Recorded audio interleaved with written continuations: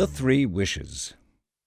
Once upon a time, a woodcutter and his wife lived in a small cottage in the forest. They were very poor and had to work from dawn till dark just to get enough food to eat. The woodcutter's aching back caused him to grumble. "I'm sick of working this hard." His wife's sore feet caused her to moan. If only we had a bit of luck, just a bit, to make our lives easier. As he did every morning, the woodcutter went into the forest to cut timber. He found a mighty oak tree and swung his axe, ready to chop it down. "Stop! Please don't chop down my tree. The woodcutter thought he was hearing things. He swung his axe again. Please, I beg you." From a hole in the tree trunk, a strange creature popped out. The woodcutter staggered back, amazed.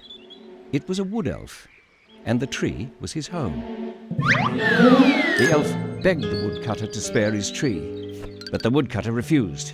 His wife was a big eater, and this fine tree would earn enough money to buy food for a week. The elf clung to his tree, frantic. He offered the woodcutter a deal. "If you promise not to chop down my tree, I'll grant you and your wife 3 wishes. Any 3 wishes at all. Just say the wishes out loud, and you can have anything in the world." The woodcutter was thrilled. He knew a good deal when he heard one. He dropped his axe and ran home to tell his wife the exciting news. The wood elf was very, very relieved. Arriving at the cottage, the woodcutter rushed inside and told his wife that luck had come to them at last. They danced for joy, swinging each other around. 3 fabulous wishes! Anything in the world we want! Eventually, they calmed down and sat to eat the simple soup they ate every evening.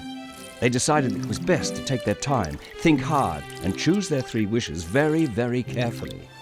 The woodcutter dreamed about the things he might wish for. A great mansion to live in, bags of gold, magnificent horses. The wife was also having wonderful dreams.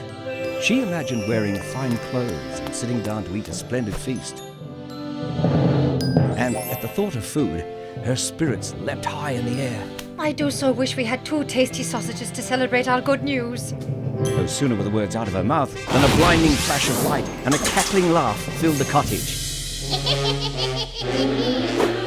When the woodcutter and his wife opened their eyes, they saw 2 sausages on the table in front of them. Straight away, the woodcutter's wife realized what a mistake she'd made. Of all the things in the world to wish for, she had chosen sausages. The woodcutter was very angry with her for wasting a precious wish. "You fool! I wish those sausages were stuck on your stupid nose!" Instantly, there was another flash of light, and again the sound of elfin laughter.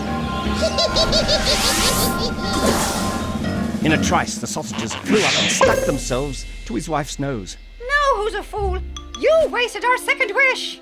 The woodcutter was shattered. "Sorry." And feeling quite ashamed, he reached out to pull the sausages off his wife's nose. But they wouldn't budge. The woodcutter tried everything. Kitchen tongs, pliers, his spare axe. He tried yanking on them with every bit of his strength, but the sausages were stuck fast. The woodcutter and his wife fell to the floor, exhausted. They had 1 wish left. They considered wishing for precious jewels and bags of gold. But even if they lived in a great mansion and wore fine clothes, the woodcutter's wife would still have sausages stuck to her nose. They'd be the laughingstock of the town. The woman looked at her husband. What would he do? The woodcutter sighed and made his decision. "I wish the sausages were not stuck to my wife's nose." Instantly, the sausages dropped onto the table. The woodcutter and his wife regarded them sadly. They knew those sausages were all that was left of the only bit of luck they'd ever had.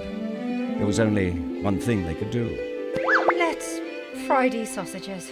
And so they did. What's more, the sausages were incredibly tasty. That elf knew his sausages. The woodcutter's wife gave her husband a big kiss. She was grateful he had used their last wish to help her. And though in future they might only have soup to eat, at least she wouldn't have sausages dangling from her nose. And if that's not good luck, I don't know what is.